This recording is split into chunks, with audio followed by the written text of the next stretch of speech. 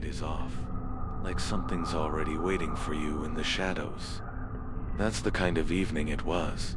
Wallace and Dan had been my closest friends since high school. They were the only ones who still checked in on me after I shut myself off from the world. So when they invited me over for a small get-together, cards, some drinks, a night to laugh and forget my depression, I couldn't exactly say no. At first, it felt normal. Wallace's apartment wasn't anything special. A cheap rug, scuffed coffee table, yellow lighting that gave everything a sickly glow.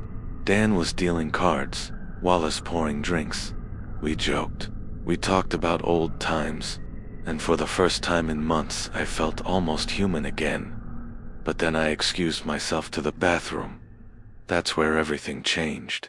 When I bent down to grab toilet paper from under the sink, I noticed the door stuck for a second, like something was pressing against it. I forced it open and froze. There was a body, folded, crammed into that tiny cabinet like discarded trash. The skin was bloated, greenish gray, and the smell hit me so hard I gagged. That wasn't the smell of a clogged pipe or mildew. That was rot, the stench of death that seeps into your clothes, your hair, your bones. I stumbled back, hand over my mouth, heart slamming in my chest. For a second, I thought maybe I was hallucinating. Maybe the months of depression, isolation, and alcohol had finally pushed me off the edge. But no hallucination smells like that. No hallucination buzzes with fat black flies crawling over lifeless flesh. I did the only thing that came to mind. I pulled out my phone and snapped a picture. Proof. I needed proof. When I sat back down at the table, Wallace was watching me. His smile was too calm, too deliberate. The kind of smile that says, "I know what you saw." And then, slowly, his hand reached across the table for the cheese knife. I gripped my glass so tight, it nearly cracked. He didn't say a word, just cut himself another piece of cheddar, like nothing was wrong. But his eyes never left mine. Don excused himself. He went into the bathroom. I held my breath, waiting for the scream, for the panic, for anything that felt normal. But when he came back, nothing. He sat down, cool, collected, gave Wallace the tiniest nod. That's when Wallace finally spoke. "It's temporary," he said casually, like we were talking about leftovers. Dan added, "Bodies don't last. They're just ash and bone in the end." My stomach turned to ice. "What the hell are you talking about?" I snapped. Neither of them flinched.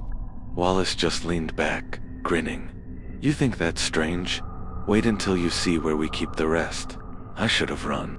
Should have grabbed my keys, bolted down the stairs, and never looked back. But some part of me, maybe the part that had been so dead inside for so long, was curious. Against every instinct screaming in my skull, I followed them. We loaded the body into Dan's car. The entire ride, the smell filled the air, thick and sour. I sat in the back, my hand still gripping that cheese knife I'd slipped into my jacket pocket. Wallace glanced back at me every few minutes, smiling like he was in on a joke I couldn't understand. We drove to the edge of town, to a half-abandoned industrial lot where Dan worked security. Rusted gates, empty warehouses, shadows stretching across cracked pavement. Dan parked near a row of shipping containers, and my stomach dropped when I saw one of the doors was already open. Inside, under the pale glow of a floodlight, I saw another body, but this one wasn't rotting. It was fresh, too. Fresh. And then my brain caught up with my eyes. The body wasn't just anyone, it was me. Same clothes, same face, same scar on my hand from when I broke a bottle years ago. I staggered forward, the world spinning. My head pounded with the kind of migraine that feels like your skull's about to crack open. What the hell is this?" I whispered. Wallace stepped beside me, resting a hand on my shoulder. "This is you, the real you. We've just been helping, I shouted. My voice echoed through the container. "That's a goddamn corpse." Don shook his head, calm as ever. "No, that's the original. You're just the copy. The part that wanted to live a little longer. The part that doesn't know how to let go. I dropped to my knees, staring at my own lifeless face. The air thick with a metallic stench of blood and oil. Wallace leaned close, whispering, "You were never supposed to be alive. Not like this. But don't worry. You'll get there eventually."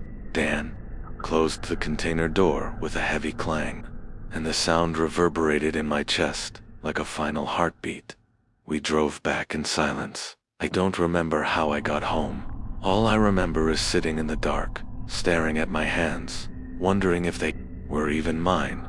And now, nights later, I can still hear the metallic echo of that container door slamming shut. I can still smell the rot in the back of my throat. And sometimes, when I look in the mirror too long, I don't recognize the thing looking back at me. So if you're listening to this, remember one thing. Sometimes the scariest door is the one you don't open. Because once you see what's inside, you'll never look at yourself the same way again.